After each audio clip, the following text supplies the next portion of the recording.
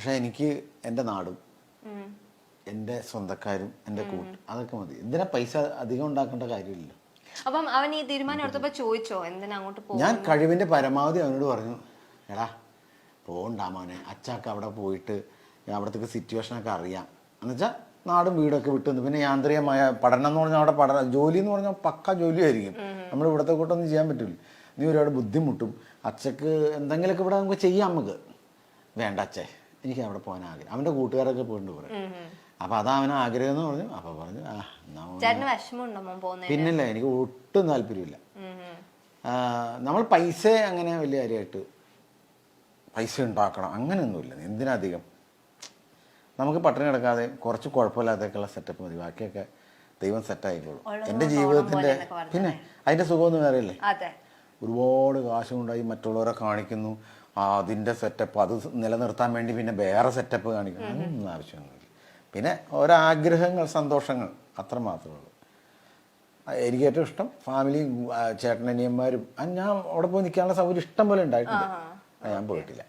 അപ്പം അങ്ങനെ ആയിരിക്കുമ്പോൾ ഞാനും അങ്ങനെ മക്കളെ വിടാൻ ആഗ്രഹിക്കില്ലല്ലോ.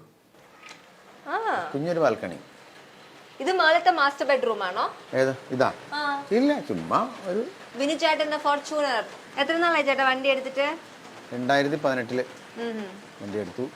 2018 വണ്ടി എടുത്തിട്ട് ഈ വെള്ളപ്പൊക്ക സമയത്ത് ഞങ്ങൾ കോഴിക്കോട് നിന്നൊരു ഷോ കഴിഞ്ഞിട്ട് ഞാൻ ഇങ്ങോട്ട് വരുമ്പോൾ വെളുപ്പിന് ഇവിടെ വന്ന് കോഴിക്കോട് വന്ന് ചാടുമ്പോൾ ആലുവ വന്ന് ചാടുമ്പോഴേ വെള്ളം പൊങ്ങിക്കൊണ്ടിരിക്കുക. നോക്കി നിൽക്കുമ്പോൾ പൊങ്ങിക്കൊണ്ടിരിക്കുക. ഞാൻ എൻ്റെ വീട്ടിൽ നിന്ന്, ഞാൻ താമസിക്കുന്ന വീട്ടിൽ നിന്ന് പിള്ളേരെ എടുത്തിട്ട് ഞാൻ വണ്ടിയിൽ പോകുമ്പോൾ വണ്ടിയുടെ ഗ്ലാസ്സില്ലേ, ഗ്ലാസിൻ്റെ ഒപ്പം വെള്ളം ഇങ്ങനെ. അപ്പോൾ ഈ വണ്ടി ആ വെള്ളത്തീക്കടെ ഓടിച്ച് ഞാൻ ആലുവ പാസ് ചെയ്ത് പോയി. അന്നേരം വല്ല കല്ലോ വല്ല തടിയോ എങ്ങാനും മറ്റേ വെള്ളത്തിൻ്റെ അടിയിൽ കിടപ്പുണ്ടെങ്കിൽ അവിടെ ബ്ലോക്കായാൽ നിന്നു പോവും. എന്തോ ഒരു ഭാഗ്യം കൊണ്ട് അവൻ, അതുകൊണ്ട് നമ്മുടെ ഒരു മൂത്ത മോനെ കാണുന്ന ഒരു ലാഘവത്തോടെ ഞാൻ എൻ്റെ വണ്ടി ഫോർച്യൂണറിനെ കാണണേ. 4 വീലുള്ള മൂത്ത മോൻ. അങ്ങനെ ഇപ്പൊ 4 മക്കളാണല്ലേ? 4 ഇവൻ 5-ാമൻ. അത് 5 മക്കളുള്ള ബിനുചേട്ടൻ. ബിനുചേട്ടാ 5 മക്കളുള്ള ബിനുചേട്ടൻ എന്ന് പറഞ്ഞാൽ അടുത്തത് സോഷ്യൽ മീഡിയയിൽ 5 മക്കളുള്ള ബിനുചേട്ടൻ എങ്ങനെ സാധിക്കുന്നു ഇവന് എന്നൊക്കെ വാർത്ത പറയും.